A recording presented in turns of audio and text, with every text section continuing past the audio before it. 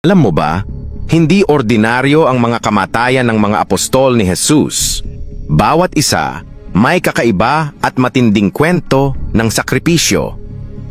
Si Pedro ipinako sa krus, pero pabaligtad. Sabi niya, hindi ako karapat-dapat mamatay na gaya ni Jesus. Isipin mo yan. Pinili niyang mamatay ng iba para sa kanyang paniniwala. Si Andres, ang kapatid ni Pedro, ipinako sa krus na hugis X.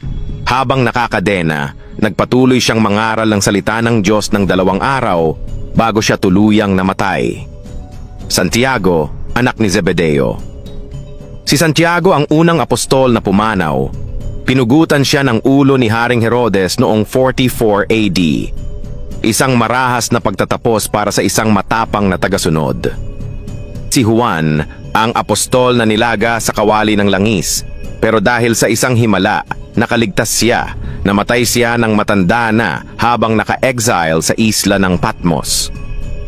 Si Felipe naman, ipinako rin pabaligtad sa Hierapolis. Bago iyon, na-convert niya ang asawa ng isang makapangyarihang Romano. Patunay na kahit sa kamatayan, nanatili siyang matatag sa pananampalataya. Ganito katindi ang sakripisyo at tapang ng mga unang apostol. Handang isakripisyo ang buhay para sa kanilang paniniwala.